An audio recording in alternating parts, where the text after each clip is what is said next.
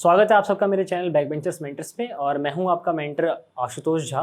तो अभी तक हमने हमारा पहला चैप्टर जो है इलेक्ट्रोस्टैट यूनिट का वो ख़त्म कर दिया है और आज हम हमारा दूसरा चैप्टर स्टार्ट करने वाले हैं इलेक्ट्रिक फील्ड। तो पहले हम जान लेते हैं इलेक्ट्रिक फील्ड क्या होती है। तो electric field due to a charge is the space in which it can exert electric force on another charge particle. तो इसका मतलब क्या है कि बेसिकली ये एक स्पेस होता है जिस स्पेस में एक चार्ज पार्टिकल रखा है और उस चार्ज पार्टिकल की वजह से उस पर्टिकुलर स्पेस में दूसरा चार्ज पार्टिकल कोई फोर्स एक्सपीरियंस कर पाता है। ठीक है, तो वो जिस स्पेस में कर पा रहा है उस स्पेस को हम क्या बोलते हैं, फील्ड बोलते हैं, यानी इलेक्ट्रिक फील्ड। तो अगर मैं इलेक्ट्रिक फील्ड की बात करूं तो इसमें उस चार्ज पे दूसरा चार्ज कुछ फोर्स लगा रहा है। ठीक है, लाइक एक चार्ज है, ये दूसरा चार्ज है, मैं इस पर फोर्स लगा रहा हूँ, इसको अपनी तरफ खींच रहा हूँ या इसको अपने से दूर कर रहा हूँ। तो ये जो फोर्स लग रहा है इसको क्या बोलते हैं, उसकी इंटेंसिटी की। इलेक्ट्रिक फील्ड में किस इंटेंसिटी के साथ उस पर वो फोर्स लग रहा है। तो अगर मैं यहाँ बात करूँ, ये सोर्स चार्ज है एक मेरा Q not electric field intensity में। ठीक है, ये फील्ड था, ये क्यू चार्ज है और इस पर एक क्यू नॉट टेस्ट चार्ज है। इन दोनों के बीच का डिस्टेंस आर है। तो इस क्यू नॉट के ऊपर इस क्यू सोर्स चार्ज की वजह से जो फोर्स लग रहा होता है वो होता है एफ वेक्टर और इस पर जो इलेक्ट्रिक फील्ड इंटेंसिटी होती है वो होती है ई वेक्टर। तो इसको कैसे लिखते हैं, E is equal to F by Q not. ये इलेक्ट्रिक फील्ड इंटेंसिटी के लिए हम जो फॉर्मूला लिखते हैं वो होता है force divide by Q naught, यानी वो टेस्ट चार्ज। ठीक है, ये क्यू नॉट ये टेस्ट चार्ज है, इसको हम वेक्टर की फॉर्म में लिख सकते हैं। तो क्योंकि मैंने वेक्टर में बताया है, क्योंकि ये फोर्स की डायरेक्शन में, तो ये पता पड़ रहा है कि ई वेक्टर एक क्या होता है, वेक्टर क्वांटिटी होती है, क्योंकि ये हमेशा फोर्स की डायरेक्शन में होता है। डायरेक्शन क्या होता है ई वेक्टर का, अलोंग एफ वेक्टर। तो वेक्टर में मैंने पहले ही बताया था कि वेक्टर होता क्या है, जिसमें मैग्नीट्यूड भी हो और डायरेक्शन भी हो। ठीक है, अभी हम यूनिट की बात करते हैं। तो यूनिट क्या होता है, एफ बाई क्यू नॉट का, न्यूटन पर कूलम। डायमेंशन देखें तो फोर्स का जो होता है और डिवाइड बाई क्यू नॉट यानी कि ए माइनस वन, और फोर्स हमें पता है M L T minus three. तो ये हो गया M L T minus three A minus one. और जो हम ये फील्ड इंटेंसिटी निकालते हैं इसमें हमेशा ध्यान रखना होता है कि जो टेस्ट चार्ज है वो हमेशा very very very less than होना चाहिए सोर्स चार्ज के। ठीक है, अब हम नेक्स्ट बात करते हैं डेफिनेशन फॉर किसके लिए, ई वेक्टर यानी इलेक्ट्रिक फील्ड इंटेंसिटी। तो इलेक्ट्रिक फील्ड इंटेंसिटी या फिर इलेक्ट्रिक फील्ड, इसको डिफाइन कैसे करते हैं, as the force acting on one coulomb of test charge acting on that point. ठीक है, अगर आपको एग्जाम में लिखना है डेफिनेशन तो आप ये भी लिख सकते हो, पर ये ज़्यादा इफेक्ट डालेगा क्योंकि आप इसके साथ फॉर्मूले को भी रिड्यूस कर रहे हो कि आपने ये निकाला कैसे है। तो इसका मतलब क्या है कि ये इलेक्ट्रिक फील्ड इंटेंसिटी उस फोर्स के इक्वल होती है जब जो मेरा सोर्स चार्ज होता है वो वन कूलम हो जाए, यानी E is equals to F by Q not when Q not is equals to one coulomb.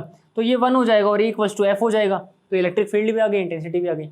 ठीक है, अब हम देखते हैं कंसेप्ट ऑफ टेस्ट चार्ज, क्योंकि अभी तक हमने जो टेस्ट चार्ज की बात की, तो अब टेस्ट चार्ज होता क्या है ये जान लेते हैं। तो टेस्ट चार्ज जो होता है इसको क्यू नॉट से डिनोट करते हैं और इसके लिए कन्वेंशन मानी जाती है जो फिक्स है कि जो हमारा टेस्ट चार्ज होता है वो हमेशा क्या होता है, पॉजिटिव होता है, हमेशा उसे पॉजिटिव लेना होता है। और जो टेस्ट चार्ज का मैग्नीट्यूड होता है वो हमेशा लेस देन होना चाहिए सोर्स चार्ज से, यानी Q not always less than Q. ठीक है, तो अगर मेरा कोई पॉइंट चार्ज है जो क्या पॉजिटिव है या नेगेटिव है, तो पॉजिटिव से क्या होता है, जो इलेक्ट्रिक फील्ड इंटेंसिटी होती है वो हमेशा बाहर की तरफ होती है, जो चार्ज है उससे बाहर निकलती है, इसलिए मैंने बाहर का एरो लगाया हुआ है। और नेगेटिव में हमेशा अंदर की तरफ आती है। ठीक है, और इसका जो फॉर्मूला है E is equals to F by Q not, ये एक्चुअली में बहुत इंपॉर्टेंट है क्योंकि आगे जो हम न्यूमेरिकल्स करेंगे उसमें ये बहुत काम आने वाला है। तो नेक्स्ट हम बात करते हैं electric field due to a point charge. मतलब क्या है, एक पॉइंट चार्ज है, ये एक चार्ज है Q और ये क्यू नॉट क्या टेस्ट चार्ज है P पे, इनके बीच का डिस्टेंस R है, ये मेरा क्या है सोर्स चार्ज। ठीक है, तो इसकी वजह से जो क्यू नॉट पे फोर्स लग रहा है वो बाहर की तरफ लग रहा है। ठीक है, सॉरी, क्यू जो सोर्स चार्ज है इस पे टेस्ट चार्ज की वजह से बाहर फोर्स लग रहा है। तो अगर मैं इस डेरिवेशन में बहुत सारी थ्योरी लिखवा दूँ तो शायद ये आपको बहुत टफ लगेगा, बट अभी मैंने सिर्फ मेन बातें करी हैं। आप इसमें खुद लिख सकते हो कि let us assume a source charge Q, test charge Q not having distance R between them. ठीक है, और उसके बाद हमने क्या निकाला, now we are finding force on Q due to Q not. ठीक है, तो हमने फोर्स निकाला कि Q1 Q2 by R square, फॉर्मूले से आ गया, Q नॉट पुट कर दिया। Then we have to find what, electric field intensity. हमने जस्ट इस फॉर्मूले में F की वैल्यू पुट कर दी कि Q1 Q2 by R square को, Q नॉट से Q नॉट कट जाएगा, आएगा KQ by R square.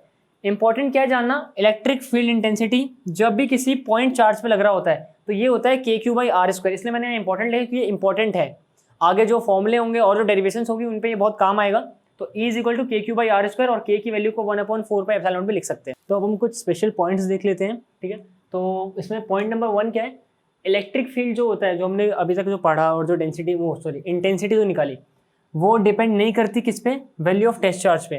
Test charge की चाहे कोई वैल्यू, क्योंकि हमारा फॉर्मूला ही क्या निकला था, A is equals to KQ/R², क्योंकि इसमें कहीं भी Q0 नहीं आ रहा, तो ये टेस्ट चार्ज की वैल्यू पे डिपेंड ही नहीं करता, उसकी वैल्यू चाहे कुछ भी हो।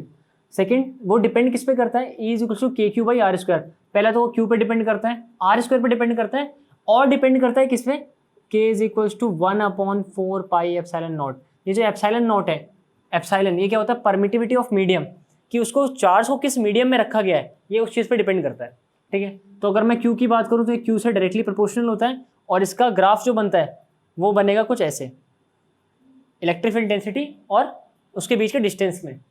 ठीक है, और अगर मैं बात करूँ इसकी, क्योंकि ये इन्वर्सली प्रोपोर्शनल है किसके, R² के, तो यहाँ पे कांस्टेंट हो जाता है Q और इस वाले में कांस्टेंट हो जाता है R। तो ये क्योंकि यार ये तो ऑब्वियस है यार, E इंटेंसिटी और 1/R² में ये ग्राफ बनेगा, और दोनों में स्लोप कॉमन आएगा, क्या, KQ। ठीक है, इसको आप निकाल सकते हैं tan थीटा करके, ये थीटा ले लेना, निकल जाएगा। ठीक है, तीसरा, electric field intensity depends on medium.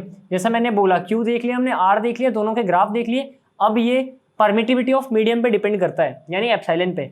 तो इसको चेकआउट करने के लिए हम देख सकते हैं, जब ये हमने कहाँ रखा है, O का मतलब वैक्यूम या एयर, तो इलेक्ट्रिक फील्ड इंटेंसिटी एयर में क्या होती है, KQ/R², 1/4πε0.Q/R²। ठीक है, और अगर मैं किसी मीडियम की बात करूँ तो ये εm हो जाता है। और जब हम ये निकालते हैं, अगर मैंने ये मान लो इक्वेशन 1 है, ये इक्वेशन 2 है, इक्वेशन 1 को इक्वेशन 2 के साथ डिवाइड करना है, तो हमें क्या मिलेगा, εm/ε0, जो कि इक्वल होता है K या ER के। और हमने पहले भी पढ़ा था, जब हम किसकी बात कर रहे थे, कूलम्स लॉ की, वहाँ भी हमने इसको पढ़ा था डाइलेक्ट्रिक कांस्टेंट को, और अभी हम बात कर रहे हैं dielectric constant in term of electric field. ठीक है, और वहाँ हमने सेम चीज़ पढ़ी थी किसमें, कूलम लॉ के लिए, जो फोर्स लगा था उसमें, उसके लिए, और यहाँ पे ये सेम चीज़ है इलेक्ट्रिक फील्ड के लिए। तो आज के इस वीडियो में सिर्फ इतना ही। अगर आपको मेरी वीडियोस अच्छी लग रही है तो प्लीज़ मेरे चैनल को लाइक करें, शेयर करें इस वीडियो को, और सब्सक्राइब करें, और अगर अभी तक इस प्लेलिस्ट को एक्सेस नहीं करा है तो इसे भी एक्सेस कर लें।